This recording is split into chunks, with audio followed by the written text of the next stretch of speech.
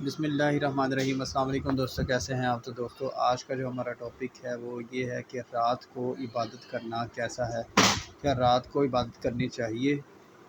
ایمان والوں کی ثواب تیسری ہوتا صفت ہے۔ والذین یبیتون لربہم سجدا وقیاما، یعنی رحمان کے بندے وہ ہیں جن کی راتیں اپنے رب کے حضور سجدے اور قیام میں گزرتی ہیں۔ بلکہ اس سے بھی اگلا ورژن ہے سورہ آل عمران 191 نمبر آیت میں کہ جس کا ایمان کنوکشن والا ہوگا اس کی کیا صورتحال ہوگی۔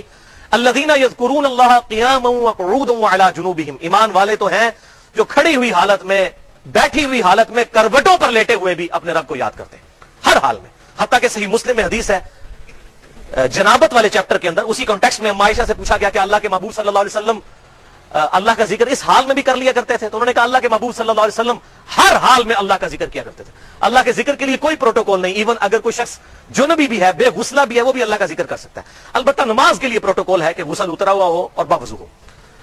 تو ہر حال میں اللہ تعالیٰ کو یاد کرنے والے ہیں، ان کی راتیں جو ہیں وہ سجدے اور قیام میں گزرتی ہیں۔ لیکن اس میں یہ کوئی ایکسٹریم رویہ نہیں ہونا چاہیے کہ پوری رات کا ہی کو قیام کرنا شروع کر دے۔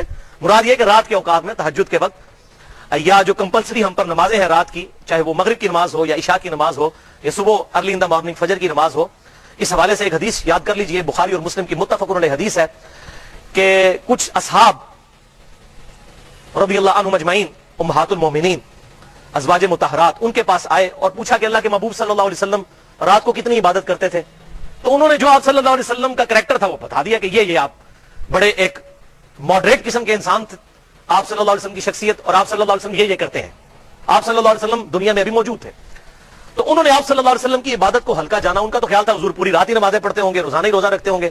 پھر انہوں نے ازواج مطہرات کے سامنے یہ گفتگو کی کہ اللہ کے محبوب تو بخشے بخشائے ہیں، ان کو تو ضرورت نہیں ہے۔ ایک شخص نے کہا کہ میں تو روزانہ روزہ رکھا کروں گا، روزانہ نفلی روزہ رکھا کروں گا۔ دوسرے نے کہا کہ میں پوری رات نماز پڑھا کروں گا۔ تیسرے نے کہا کہ میں نکاح نہیں کروں گا، کیونکہ عورتوں کے ساتھ نکاح کرنے سے پھر انسان کو ایک فیملی لائف گزارنا پڑتی ہے، ذمہ داری آ جاتی ہے، پھر بندہ اللہ تعالیٰ کو رسپانس نہیں کر سکتا۔ اب انہوں نے اللہ کی محبت میں ہی یہ تینوں باتیں کی کہ پوری رات نماز پڑھوں گا، روزانہ روزہ رکھوں گا، شادی نہیں کروں گا، صرف اللہ کی یاد میں لگا رہوں گا۔ لیکن اسلام فنیٹک دین نہیں ہے، بلکہ بڑا بیلنس دین ہے۔ یہ باتیں کر کے چلے گئے۔ آپ صلی اللہ علیہ وسلم جب گھر تشریف لائے تو آپ کو بتایا گیا کہ اس طرح 3 اصحاب آئے تھے، انہوں نے یہ باتیں کی۔ تو اللہ کے محبوب صلی اللہ علیہ وسلم بڑے جلال میں ان کو بلایا اور فرمایا اللہ کی قسم میں تم سے بڑھ کر اللہ کا تقوی رکھتا ہوں۔ یہ بڑی بات تھی اللہ کے محبوب صلی اللہ علیہ وسلم نے جو بات ارشاد فرمائی، میں تم سے زیادہ نیک ہوں، لیکن میں رات کو نماز پڑھتا بھی ہوں اور سوتا بھی ہوں، میں نفلی روزے رکھتا بھی ہوں، چھوڑ بھی دیتا ہوں، اور دیکھو میں نے کتنی بیویاں کی ہوئی ہیں۔ اب نکاح سنتی فمن رغب عن سنتی فلیس منی، نکاح میری سنت ہے، جس نے میری سنت سے اغراض کیا اس کا مجھ سے کوئی تعلق نہیں ہے۔ یہاں پر آپ نے ارشاد فرمایا تھا۔ تو اس قسم کی فنیٹک سوچ کو آپ صلی اللہ علیہ وسلم نے بالکل کل کر دیا۔ بہرحال اس حوالے سے اللہ تعالیٰ نے ایک ڈیٹم لائن ہمارے لیے مقرر کر دی ہے رات کی نمازوں کے حوالے سے، ایک مغرب کی نماز، ایک فجر کی نماز اور ایک عشاء کی نماز۔ یہ بھی رات کے ہی اس ایک مشکل پہر کے اندر یہ 3 نمازیں آتی ہیں کہ جس کے اندر انسان کے لیے بستر کو چھوڑنا مشکل ہو جاتا ہے۔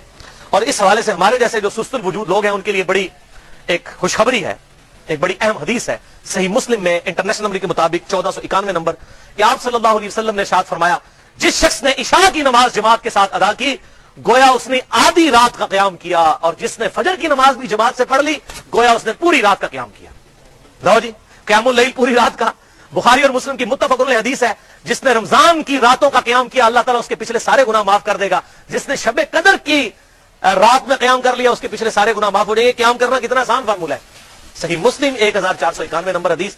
عشاء اور فجر کی نماز جماعت سے پڑھے، لیکن اس میں یاد رکھیے گا جماعت یہ نہیں کہ جا کے حدیث مل رہے ہو وہ آخری رکعت ہی، نہ بھائی، پوری نماز جماعت کے ساتھ، کوئی رکعت فوت نہ ہو، رکعت فوت نہ ہو۔ پہلی رکعت میں امام کے ساتھ شامل ہو جائیں رکوع سے پہلے، اور اس حال میں کہ سورۃ الفاتحہ بھی پڑھ لیں، تو پھر انشاءاللہ تعالی پوری رات کے قیام کا ثواب مل جائے گا۔ اور یہ کتنی بڑی خوشخبری ہے۔ تو یہ تو میں نے آپ کو آسان طریقہ بتا دیا، والذین یبیتون لربہم سجدا وقیاما۔ تو دوستو ویڈیو کو لائک اور چینل کو سبسکرائب لازمی کیجیے گا۔ ملتے ہیں ایک نئی ویڈیو کے ساتھ، تب تک اللہ حافظ، دعا میں یاد رکھیے گا۔